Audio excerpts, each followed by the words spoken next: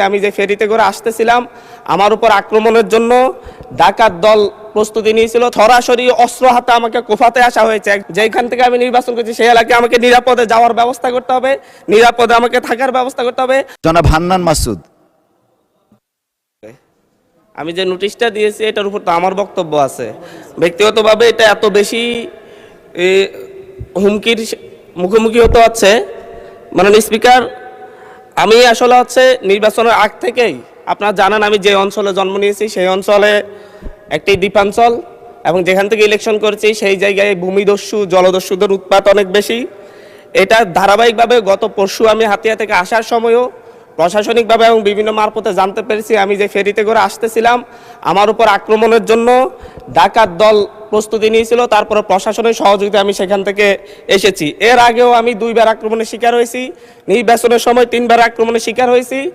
আমার পক্ষে যারাই কোনো কথা বলে, এমনকি মসজিদে আমার জন্য দোয়া করেছে, সেই মসজিদের ইমামকে মসজিদের ভিতর থেকে বের করে এনে রূপায়ণ lake castle, welcome to the land of piece. প্রচণ্ডভাবে তার উপর হামলা করা হয়েছে এবং তাকে আজকে প্রায় 1.5 মাস ধরে তাকে চিকিৎসা নিতে হচ্ছে। আমার উপর যারা আক্রমণ করেছে আমি আপনাকে সেই জায়গায় কিছু নোটিশের সাথে কিছু ডকুমেন্টস দিয়েছি যে সরাসরি অস্ত্র হাতে আমাকে কোফাতে আসা হয়েছে। একজন সংসদ সদস্য হিসাবে আমি এই বিষয়টা এখানে উপস্থাপন করতে বাধ্য হচ্ছি, কারণ এই জায়গাটায় আমি মনে করি সন্ত্রাসীদের কোনো রাজনৈতিক ঠিকানা নেই। প্রতিনিয়ত বিভিন্ন একটি রাজনৈতিক দলের পদধারী এবং বিভিন্ন ক্ষেত্রে পূর্বের ফ্যাসিবাদী লোকজন তারা সরাসরি ফেসবুকে থেকে একটি রাজনৈতিক সংগঠনের এখনকার শেল্টারে থেকে ফেসবুকে ভিডিও আকারে আপনারা যদি তদন্ত দেন তদন্তে আমরা রিপোর্ট পেশ করব, ভিডিও দিব এবং প্রত্যেকটা রেকর্ড আমাদের কাছে আছে যে তারা কিভাবে আমাকে হত্যার হুমকি দিচ্ছে, এলাকায় ঢুকতে না দেওয়ার হুমকি দিচ্ছে। আমি তো আমার যেই এলাকা যেখান থেকে আমি নির্বাচন করছি সেই এলাকায় আমাকে নিরাপদে যাওয়ার ব্যবস্থা করতে হবে, নিরাপদে আমাকে থাকার ব্যবস্থা করতে হবে। আমার সাথে যারা নেতাকর্মীরা চলাচল করবে তাদের নিরাপত্তা দিতে হবে।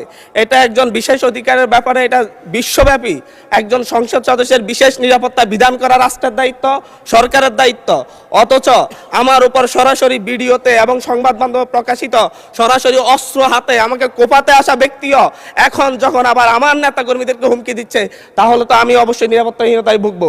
তো এই ব্যাপারটা অবশ্যই গ্রহণ করে আমি মনে করি একটা তদন্তে পাঠানো দরকার, সংসদীয় তদন্ত হতে পারে এবং কারা এই ব্যাপারে আমাদেরকে, আমি সহ আমার নেতাকর্মীদেরকে কিভাবে হত্যার হুমকি দিয়ে এবং এখন এলাকায় থাকে সরাসরি আক্রমণ করে, এমনকি আমার উপর আমার নিরাপত্তা দিতে যাওয়া পুলিশের উপর আক্রমণ হয়েছে।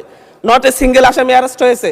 ভোটের দিনে আমার উপর আমার গাড়ি বড় হামলা করে, আমার গাড়িতে 6টা কুপির দাগ এখনো আছে, এখনো তারা এলাকায় ঘুরে বেড়াচ্ছে। বিটিভির সাংবাদিককে কুপিয়েছে, এখনো এলাকায় ঘুরে বেড়াচ্ছে।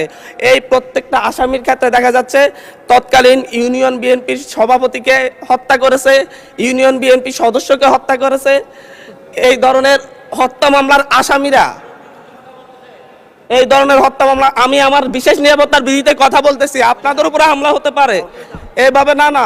মাননীয় স্পিকার, এটা একেবারে মাননীয় সদস্য, আমি আমার নিরাপত্তার কথা বলছি, আমি কনসার্ন জানাচ্ছি এবং আমার উপর যদি পরের বার আক্রমণ হয় সেটাকে ট্রেজারি বেঞ্চ থেকে দায়িত্ব নিবে কিনা এটা তাহলে বলুক যে আমরা দায়িত্ব নিব, আমরা সরকারের দায়িত্ব আছে। পরেরবার যদি আপনার উপর আক্রমণ হয় আমরা দায়িত্ব নিব, আমি বসে যাচ্ছি।